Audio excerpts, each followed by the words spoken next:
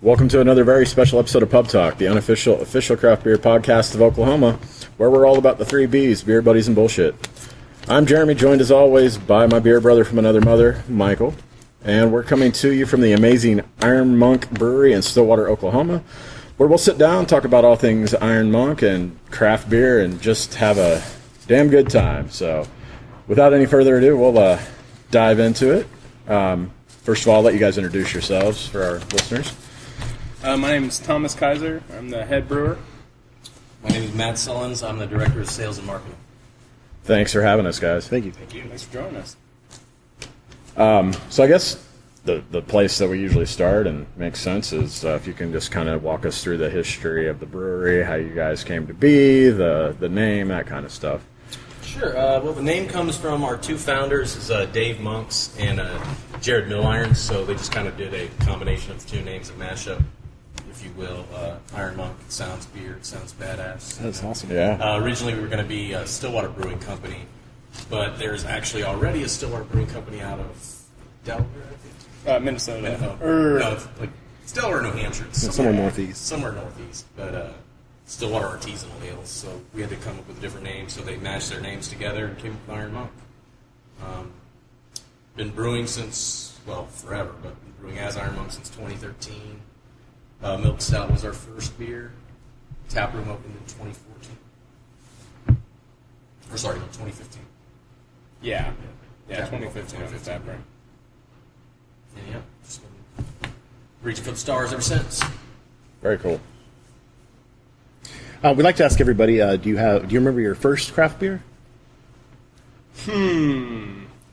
I think some of my first craft beer was likely Sam Adams. Right on. My first experience with beer was definitely like your Bud Light or your Keystone or something like that. And then some of my first trials with craft beer was I probably got a mix of six-pack from the liquor store, and so I got a few Sam Adams that seemed approachable, and then I got some other stuff that was way too weird, way above my head.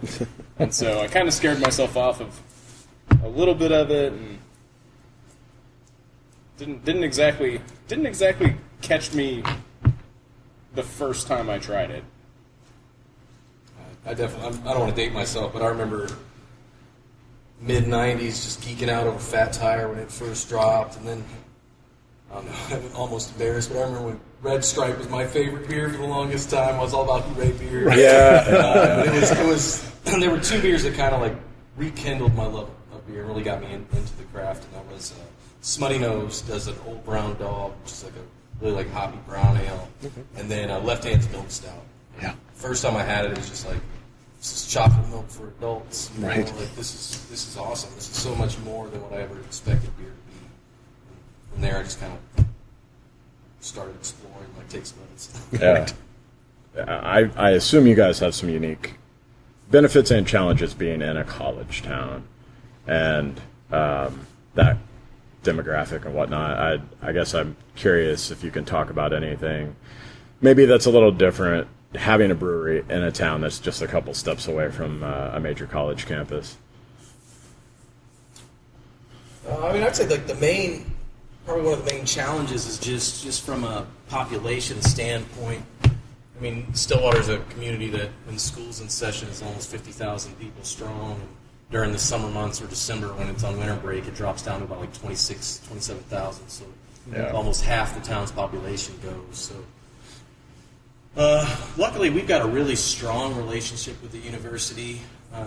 We have a strong contingency of alumni and faculty members that come in here on a regular basis. I would say we're like the happy hours destination spot for a lot of the teachers. Okay. Oh, awesome. Yeah, and we a little bit. It's been a little bit of a, I don't know if I want to say challenge, but part of what we try to do is get the crowd in here that maybe is coming from the Bud Light days. Since college and the Strip, you have a lot of bars that are selling a whole lot of low point beer and macro beer and stuff, and so we're hoping to kind of catch a few of these new beer people and show them kind of what craft beer is and how it can be just as accessible as anything else. Yeah. So, we noticed a lot of your stuff used to be bottled. Is there a reason behind going from bottles to cans? A lot of places seem to be doing that now. It's kind of the new thing. It's a bit of, seems like it's the direction the industry's going. Cans are essentially in every way better for the beer than bottles. Okay. Which is, for a lot of people, it's kind of hard to get their head around. A lot of people think cans cause the beer to taste metallic or to have some sort of off flavor. Just a whole lot of misconceptions about cans, and people are coming around though. We're as members of the industry, we're kind of educating our customers more and more every time they pick up a can, and cans are less susceptible to the outside environment than bottles are. Bottles seem perfect and everything, but they let a little more air into the bottle, and they let a little bit more light into the bottle. Okay. I think the can is almost like a mini keg. Yeah. There's absolutely no sunlight, no oxygen that's going to get into the can. And all that stuff has a very real impact on the quality of the beer, and especially the shelf life. Sure. And then also just from like a packaging and selling standpoint, if you drop a case of bottles, you just eating that case of bottles versus if you drop a case of cans, unless one punctures, you just let them sit there for a little bit, and the cans are still good. That makes sense. And the same applies for actually packaging day too. We used to packaging now with cans is awesome. If we drop cans on the floor, we just pick them up and throw them away. Versus if we drop a bottle, we have to sweep up broken glass, or if something went wrong with the machine, we essentially have to take everything down and clean it, start all the way over, just to make sure there's no pieces of glass anywhere. So, yeah, that makes sense. So we were talking a minute ago about the college scene and everything like that, and you were talking about the people that come in here that are used to the macro beer and whatnot. Is there one of your beers that you would kind of point people toward with, hey, I'm trying craft beer for the first time, I want to see what this is all about? I would definitely have to say the Stilly Wheat. It's been our fastest growing and best seller for quite a while now. It's just super drinkable. It is like the best wheat beer you've never had. Sure. Yeah, no, I mean, I get this question all the time from people just 'cause as part of my job. I'm out in bars and festivals, like trying to turn people onto our stuff. And we brew actually a variety of beers that I think are approachable to like the I don't want to say novice drinker, maybe someone that's new to craft. Stilly Wheat definitely. It's like anyone that's maybe tried a Blue Moon or likes Blue Moon. It's like, okay, well now you're ready to take it to the next step. Try our wheat beer because it's head and shoulders above that. We have our Velvet Antler Amber, which for anyone that I mentioned Fat Tire earlier. There's a lot of people that like that's sort of their gateway or their beginning beer into craft beer. And I'm like, well, if you like Fat Tire, try our Velvet Antler. It'll blow your mind. Like it tastes like what Fat Tire. No offense to Belgium. Like it tastes like what Fat Tire used to taste like back in like '96. And then, like I said earlier, like one of my first loves was Left Hand's Milk Stout. And we brew a milk stout. That anyone looking for something sweet and not too heavy, it's like a nice way. Like introduce someone to a milk stout. It's like this is a sweet beer that's not 11% alcohol. It's not so thick that it just coats your mouth like motor oil. It's like a nice. I think we brew really approachable beers. Yeah, we're gonna get letters now from Left Hand and New Belgium saying, "Hey, quit talking shit." I love it. Don't get me wrong. Shit. Like, hey, that Left Hand Milk Stout is no joke. Yeah, it's awesome. No, nothing but respect. No, yeah, seriously, both of those are fantastic beers. beers. Left Hand's still in my top 5. Absolutely, That's fun. So there's some laws changing at the end of the year, coming up here pretty quick. Do you have any plans when those roll out? Anything you can tell us about? Well, we're still in negotiation as far as like getting our distributor rights. So I don't want to go into too many details, but just it is going to be nice. It's going to open up avenues to get our beer in front of a bunch more people. We're going to be getting it into Walmart soon. We just got approval for that. Wow. It's going to be nice to not have to worry about like high point, low point. The way the laws work now, it's just from a sales standpoint, it's kind of frustrating because, I have a portfolio of 8 beers, and depending on what where I'm going into. If I'm walking to a liquor store, like a convenience store, it's like, what can I sell to you? What can I not sell to you? So it'll be nice when it's just like, oh, you got a beer license? Sweet, here's what I've got. Like, what would you like? From a quality standpoint, having everything be able to stay cold. A hot shelf and a room temperature shelf is not a friend with beer. Right. So, like, yeah, being able to go into, like, cold rooms, having your liquor store, your local beer stores, and be able to keep everything cold, like, that's going to be key. It's going to keep the beer undrinkable for a lot longer. Yeah. Which is really nice. It helps us because we can ensure the quality of the beer up until it leaves our building, essentially.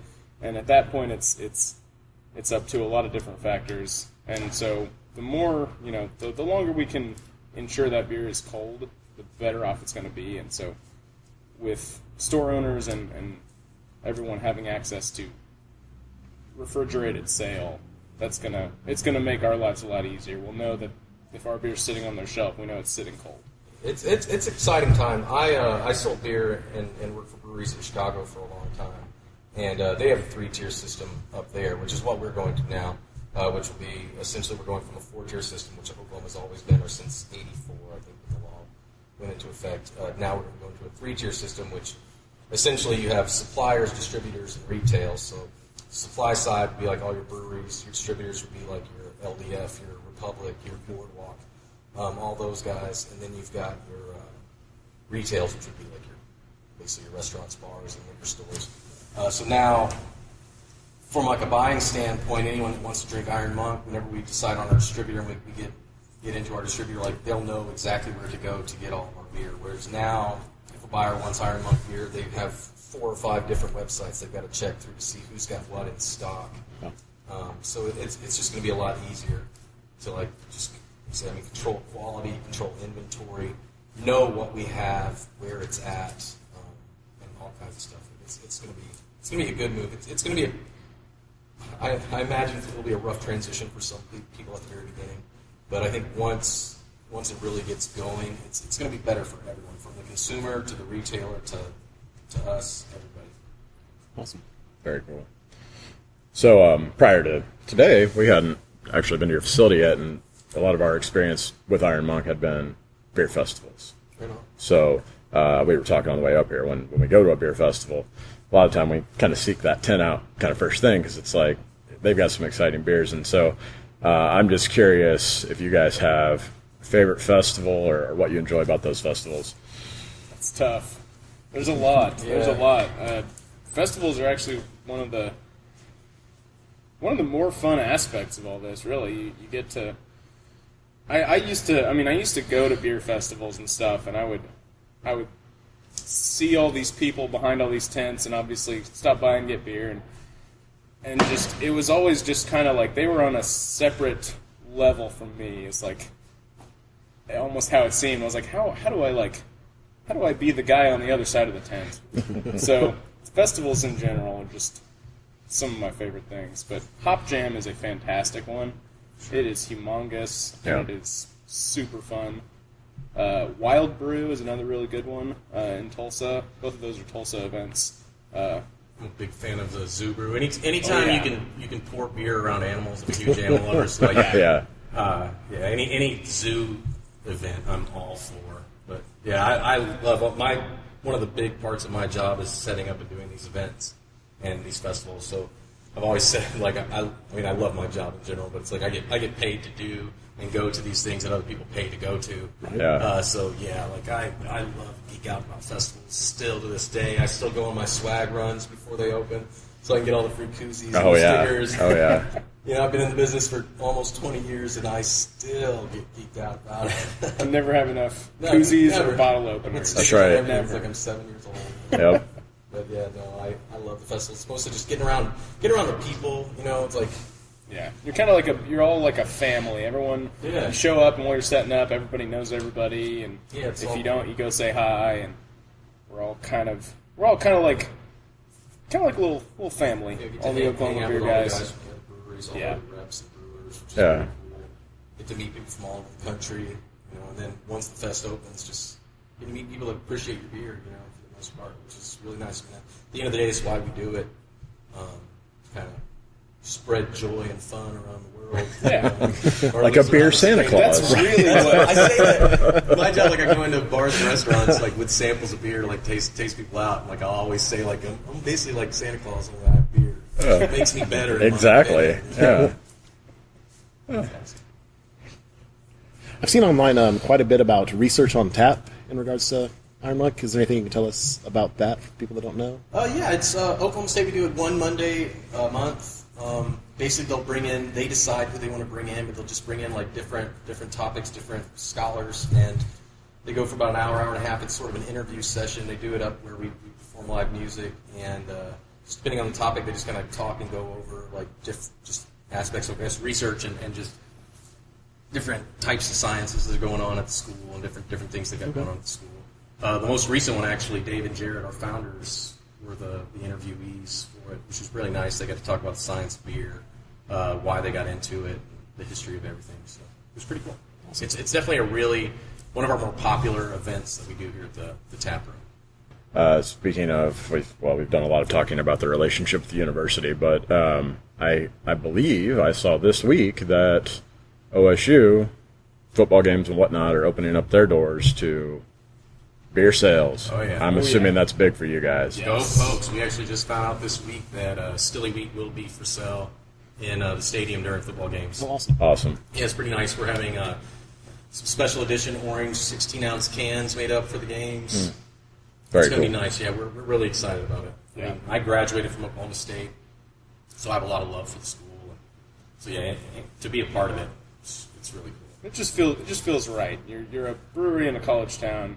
You just wanna be able to sell beer in the stadium. Yeah. So it's really, it just feels good. And I mean, we love when I say like we love Oklahoma State as a brewery, like we totally do. I mean, we're not against. We want OU people drinking our beer too. Oh yeah, But I mean, we're from Stillwater. We're all about Stillwater. For instance, Stilly Wheat, we use Gallagher wheat as the strain of wheat that we use. Oh, no. And Developed awesome. at OSU. Yeah, Wow. that strain of wheat was developed at Oklahoma State. So like awesome. Stilly Wheat, it's not just a name of beer. You know, it's like it's all about like Stillwater wheat. Yeah. I mean, this is Oklahoma grown wheat. It's Oklahoma invented wheat. Yeah. Let's say, or developed wheat. So I mean, yeah, like it makes sense. Yeah, like to have Stilly Wheat be sold at Oklahoma State football games. It's almost like coming full circle. Yeah. We talked about your first craft beer earlier. Do you have a favorite style of beer or favorite craft beer out there, and maybe one that you brew here too? I feel like my favorites of like anything craft beer change like almost daily, but that may not be the norm. I'm a bit of a nerd, but I guess right now my favorite style is probably weirdly enough it's kind of refreshing lagers. Okay. I've been into kind of been getting back into pilsners with a little more renewed nerditude about it all, because they're a very, very particular kind of a style. So I've been into those lately. Yeah, I'd say mine also changes days. It kind of depends on the weather, depends on what the mood I'm in. I tend to go. I've never been a huge lager fan. I like Doppelbocks. I tend to lean towards bigger beers. Okay. Imperial Stout. If I was locked in a desert island or trapped in a desert island with one type of beer, it'd probably be like either a sour or Imperial Stout. My favorite beer of all time is without a doubt Surly Darkness, which is a big Russian Imperial Stout they wrote there. Got a ton of favorite sours, probably. Of course, Cuvée Jacques Bean, which is like a Flanders Red, which is like just super lemony tart. I would say lemonade for grown-ups. Right on. It's just gives you that bitter beer face, but in a good way. You know, like, oh my God, I need to have that again. You know, like, almost hurts going down. But I don't know. I like to challenge my palate, so to speak. If I had to pick a favorite beer that we produce too, I would say it's probably between the Exit 174 Rye Pale Ale or the Chocolate Habanero Stout. Exit's definitely my go-to of our beers. That's the beer that I drink. Like, I'll have one before I leave the day. Okay. Just about every day. It's definitely the one that if we go to like a pint night or if we go out and they've got multiple of our beers on draft, Exit's the one that I go for every time. I love rye. red beer or whiskey, always choose rye. So I've got to ask because you just mentioned it, and we're drinking a barrel-aged version of it. The Chocolate Habanero Stout is probably my top 5 Oklahoma beers. Easily. It is very tasty. And so I'm curious, especially since we've got a brewer with us, we've got this delicious beer with habaneros in it. I've had many beers with peppers, habaneros of various, peppers of various types, habaneros, whatever, in it, and it's usually too hot or it's nothing. Sure. And so with this one, I feel like it balances perfectly, and I guess I'm curious of the behind the scenes on that beer. It's honestly, I mean, it definitely comes down to being careful. We have to really take a whole lot of caution when we're adding the secret ingredients, so to speak, the habaneros and the cocoa nibs. Too much or too little, and you don't end up with the same beer. And about the only way you can tell if you've added too much or too little is add them little by little and taste it after a period of kind of infusing into the beer. And you just work your way up without going past that threshold. We don't want it to be over the top, too hot. We don't want it to taste like chocolate candy. It needs to still taste like a good stout. So if we go overboard, there's no going back. So a lot of that comes down to just being really, really, really careful. And not rubbing your eyes. After you add peppers. We've had a recent influx of home brewers that have been listening to our show. Is there a favorite part of the brewing process, and maybe a part that you don't really look forward to doing? Oh, well, I guess my favorite part is kind of drink the I guess it's the finished product, really. But no, I have a pretty deep appreciation for the whole process. It's all pretty hands-on. None of our system, our big system, is a whole lot different than homebrewing. It's all basically the same tasks happening in the same order. We mash the grain in, we water, we sparge, we boil. But I just enjoy it as kind of a hands-on, a bit of a visceral process where I convert this dry, crunchy grain eventually into beer. So it's hard for me to pick a favorite part of the process. My least favorite part is definitely removing the grain from the mash tun. Okay. Because scooping out probably, I guess it goes in about 3,000 pounds dry, so it's probably coming out like 6,000 pounds wet. So scooping out like 6,000 pounds of 150-degree grain, it makes for sweaty, sticky, goopy work. Do you guys have any upcoming beers you can tell us about? We got our Oktoberfest right now. Yeah. Nice. Our first lager. Oh, it's that time. Doing Oktoberfest, which will be really nice. Yeah. So bust out your Lederhosen and get ready Indeed. to pull. Get ready to drink it by the stein. Yeah, we ordered steins for it. It's going to be a really cool release. And then if hopefully this name will ring a bell, but we had a beer that we released as a one-off a year or so ago called the 9. That was a very hoppy IPA, and we are going to be rolling that one out before too long. Yeah, that was actually my favorite beer we've ever brewed. Yeah. The cans are really cool. The artwork's awesome. The story behind it. We did a contest with the senior level graphic design class here at Oklahoma State over who could design the best can, and Nice. The winner came up with our the 9 can, which is just, I always think it looks like this. I don't know if you ever saw Beatles' Yellow Submarine. It's like that type, cartoonish, but it's a Viking. It's just the color palette on it's really cool. The artwork on it's really cool, and then the beer was absolutely delicious. Just super hoppy, super hazy, so just juicy good beer. Absolutely delicious. What about upcoming events? We talked about research on tap earlier. Is anything upcoming you can tell us about? Well, in the tap room, we do. We have live music every Thursday night. Awesome. We're also starting. Actually, this Saturday, we're also going to start doing live music on Saturday nights as well. We've got Mike Hosty coming here in a few weeks that we're pretty excited about. Red Dirt Rangers coming back, which is pretty cool. And then, with festivals, we're starting to get back into the festival season. Takes a little lull between basically for the month of July because it's just too damn hot. Yeah. But it's getting ready to get back into that. So we've got Zubrew's coming up. I have to look at my schedule to see a bunch of them. But Wild Brew's coming yeah, up. Wild Brew's I know coming Wild up. Brew. There's McNally's Harvest Fest coming up. Yeah. And, yeah, just a ton of stuff like that to keep us busy. Awesome. Mesta Fest, which is coming up. And Yes. we're actually sending 2 beers to GABF this year. Awesome. Which we're pretty excited about. Actually, the one that you're drinking right now, the Bourbon Barrel Aged Chocolate Hab, is going to GABF, and then we have a Lilliquer Passion Fruit Sour that we're sending up there as well, called Smuggler's Run, which is pretty cool. One of our other brewers, he's basically smuggled some passion fruit back from Hawaii and skipped through customs. I mean, no, he didn't do that. You didn't say his name. It's cool. And he got him back, and we decided to brew beer with it. It turned out super good. So we're sending those 2 beers to GABF, so we're pretty excited about that. Excited about all of them. Yeah. Oh, well, we didn't talk earlier. You were at Hop Talks at Hop Jam, weren't you? Yeah. How did that go? It was good. It went really well. Killed was, it.